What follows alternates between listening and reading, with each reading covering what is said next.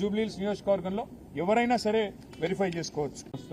కొన్ని ఉదాహరణలు నేను మీకు ఎమ్మెల్సీ బల్మూరి వెంకట్ ఇటీవల చేసిన వ్యాఖ్యల ప్రకారం కేటీఆర్ మాటల ముందే తమ పార్టీ ఓటమిని ఒప్పుకున్నట్లు కనిపిస్తున్నాయని చెప్పారు. ఆయన అభిప్రాయం ప్రకారం ప్రసంగంలో కేటీఆర్ హామీలు, రీతులు, విధానాలు పార్టీకి అధిచి వేస్తూ చూస్తున్నట్లు ఊహించవచ్చని అన్నారు. రాజకీయ వర్గాల్లో ఈ వ్యాఖ్యలు చర్చనీయాంశంగా మారాయి. దీనిపై పార్టీల ప్రతిస్పందనలను గమనించడం అవసరమని ఆయన తెలిపారు.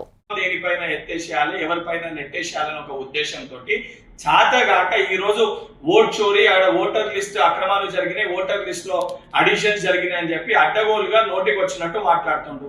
ఓటర్ లిస్ట్ లో ఎటువంటి అవకతవకలు జరగలేదు, 100% ట్రాన్స్పరెన్సీ తోటి ఉంది, 2023లో ఉన్న లిస్టే ఉందని చెప్పని ఎలక్షన్ కమిషన్ చాలా క్లియర్ కట్ గా చెబుతున్నప్పటికీ కూడా అయినా ఓటర్ లిస్ట్ లో అవకతవకలు జరిగితే ఎలక్షన్ కమిషన్ కి ఆధారాలు తీసుకెళ్లి కంప్లైంట్ ఇస్తే వాళ్ళు దాన్ని రూపొందిస్తారు. ఓటర్ లిస్ట్ లో ఏదైతే తప్పులు చేయడానికి కానీ ఓటర్ లిస్ట్ రూపొందించేది కూడా కాంగ్రెస్ పార్టీ కాదు, కాంగ్రెస్ ప్రభుత్వం కాదు. మా చేతిలో ఏముండదని తెలిసి కూడా 10 ఏళ్ళు మంత్రిగా పనిచేసిన నువ్వు సోయి లేకుండా ఉద్దేశపూర్వకంగా కాంగ్రెస్ పార్టీ పైన బురద చల్లే ప్రయత్నం చేస్తున్నావు.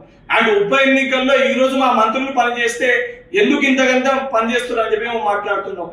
గతంలో బీఆర్ఎస్ పార్టీ అధికారంలో ఉన్నప్పుడు ఉప ఎన్నికల సమయంలో కొత్త పథకాలు తీసుకొచ్చి ప్రజల్ని మోసం చేసి అడ్డగోలుగా అధికారాన్ని దుర్వినియోగం చేసుకుంటేనే ఈ రోజు ప్రజలందరూ పంచుకొడితే నీ పార్టీ పోయి గజ్వేల్ ఫార్మ్ హౌస్ లో పండుకుంది.